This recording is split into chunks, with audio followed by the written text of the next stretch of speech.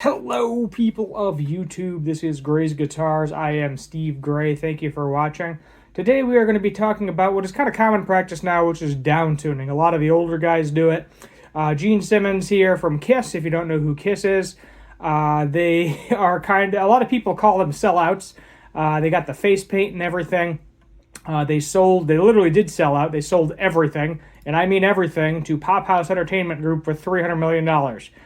Included the band's entire music catalog, publishing, master recording, trademark, right to their image and likeness. This also includes the band's famous face paint design. So literally everything they could sell, they sold it for $300 million. Majority of that probably went to Gene Simmons and Paul Stanley. I don't know if Tommy Thayer, and I honestly don't remember who the last drummer they had was, if they got anything at all. But yeah, that guy, Kiss, face paint. You probably know who they are. I'm assuming you know who they are. But he's talking about downtuning because Gene Simmons at this point, he's in his 70s. He's just trying to pass on some knowledge. Some may say he's trying to just stay relevant, being, he had like a signature bass with Gibson. I think you can still buy those if you want one, signature Thunderbird. And ultimately, even if he were to come back to do like a charity show or just a random thing, I don't even know if he would legally be able to call himself Kiss. They might be able to call themselves a Kiss tribute, but I don't know if they'd be able to do the makeup and everything. I mean, there's cover bands all over that, that do Kiss, and they do all the makeup and everything, so I guess theoretically they could still do it, but there may or may not be repercussions for doing it because they sold everything to this Swedish company. And they got a hefty paycheck for it, and honestly, at their age, it's kind of like you might as well, because you get one last big payday, and, probably going to be in the grave soon. Hate to say that, but they're not getting any younger, the original members of Kiss. So let's go ahead and take a look here. So we started doing that before there was a thing called metal, or the Seattle stuff. We just did it to save our voices, and then it became commonplace. Gene Simmons says Kiss was one of the first bands to take downtuning into the mainstream. Drop tuning became a defining characteristic of many 90s bands, but Simmons explains how downtuning became an integral part of Kiss's live act long before. While drop D tuning was originally introduced by classical and blues guitarists, early examples of the incorporated into the rock canon include the Beatles' Dear Prudence and Led Zeppelin's Moby Dick. Tanya Iommi continued to take things down a notch, sometimes as far as 3 semitones below standard guitar tuning on the 1971's Master of Reality. Drop and downtuning later become the definitive characteristics of many 90s guitar bands, but Gene Simmons recently stressed that Kiss was early to the detuning party. Unlike other bands, we were running around on stage on 7 and 8 inch platform heels, and the weight of physically doing stuff, you constantly out of breath. We noticed early on that our voices started to go if you tune to A440, which is the tuning pitch, which musicians will understand. And so we started to detune half step down. So it went from E to E flat. So all the strings on the guitar went up, but we all went down half a step so we could reach the high notes. By the time we quit, we actually tuned down a full step. So I think I'd be going from E to F, I believe. So we detuned the instrument so that our voices wouldn't break. He adds, matter-of-factly, not only we started doing this before there was a thing called metal or the Seattle stuff, we just did it to save our voices. And then it became commonplace. I mean, yeah, some of those Kiss songs, they're up there in range, especially for Paul Stanley. Gene Simmons, I would say he was never like a super high singer. But definitely Paul Stanley, a couple of songs way up there in range. So when you hear Metallica and everybody else, they're detuned because it sounds thicker and bigger, he concludes. I don't know if it necessarily sounds thicker and bigger. It sounds heavier. I would say you more associate with metal, but at the same time, it's also just being used because these guys are getting old. These old rock stars are just getting up there in age. They can't perform exactly like they used to, but they still want to do it. People will still pay to see their shows, pay money to go see their shows. I saw Kiss. I know they did like 400 different final tours. I saw one of them. I want to say it was back in 2018, maybe 2019, so somewhere around there. I saw them before they completely sold. I was like, I want to see at least one Kiss show. I definitely wasn't around in the heyday for most of these rock stars, and as I said, a lot of them are getting really up there in age and aren't playing anymore. And if they are, I suggest if you can afford it, buy a ticket and go see them because it may be the only time you ever see them. One of the biggest proponents of the 90s alternate tuning movement was undoubtedly Soundgarden's Kim Thayil.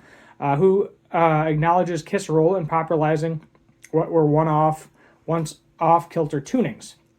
Can't say he invented it, designed these tunings, he said. You'd hear stories about players like Keith Richards playing an open tuning, maybe only using 5 strings instead of 6. I also remember reading about Kiss dropping their guitars half a step down and realizing a lot of rock players were doing that. Gene Simmons' recent interview with bass player, the Kiss icon, explained how Ronnie Wood is a better bassist than guitarist, why he can't recall anything John Paul Jones played, and what makes the Burger King Whopper of bass players. Okay. Yeah, so I mean, at this point in time, as I said, Gene Simmons, he's up there in age. He's super far up there. Let's see how old Gene Simmons is. I mean, the man's 75. He was born in 1949. I wouldn't really use him. I mean, maybe showmanship. Maybe you can use him for an example of showmanship or something. But ultimately, I would not really use him for being any type of modern music. You know, he to a certain extent, I think he respects it. Maybe he doesn't, but you got to go with what's popular if you're trying to be famous. And that's what you got to do. And, the old guys are, unfortunately, one day are going to be forgotten, like my generation, millennials, we weren't really anywhere near the highlight of Kiss, to my knowledge. Maybe the older millennials, because I think millennial ranges from like 27 to 43 or something along those lines. I don't remember the exact age range. But Gen Z, Gen Alpha, you're lucky if they've even heard of Kiss. The only way they've heard of Kiss is if their parents told them about Kiss. And their parents could be millennials and maybe Gen X, not really boomers. And I would say boomers are probably the biggest fan base of Kiss and what kept Kiss going for years and years and years and years. And did they have the best music? No, they definitely did not. But even when it was 5 years ago when I saw him, because he just turned 70. He announced that on stage. It was actually funny. He was 70. He did a dry humping motion. He was like, "I'm 70 and it still works." It was pretty funny, him saying that on stage. But I think it was either maybe it was on his birthday or around his birthday. I don't remember. But they put on a heck of a show. Fireworks, zip lines, Paul Stanley. I was on the lawn, so I wasn't really close to the action, but Paul Stanley went on a zip line out into the lawn. Gene Simmons got on a crazy rising platform up into the balcony. And then I think the drummer, whose name I can't remember, he sang Beth, which I didn't think they were going to bring that song back, because I know there was the whole issue with Peter Criss with that for the longest time. And then I'm trying to remember, Tommy Thayer, he had a guitar that he could shoot fireworks out of. So, I mean, they were all in full makeup and put on a heck of a show. He did the whole demon thing with the blood capsules oozing out of his mouth, getting all over him. So, even at the ripe old age of 70, they were still putting on a heck of a show. But, as I said, at this point, he's just trying to pass on his knowledge. It's kind of cool to see an article like this of him. Definitely one of the more famous bass players, I would say. But him and Flea, I would say, are the most famous bass players that I can think of at this point in time. Flea being from Red Hot Chili Peppers. But I think that's where we're going to end it. Interesting little article here. Wasn't a whole lot of gear-related news going on today, but sometimes I like to talk about musicians here and there and put a little bit of a positive spin on it. So until next time, hit that subscribe button, turn on that notification bell, leave a like, share, comment, all that fun stuff, and as always, have a good one.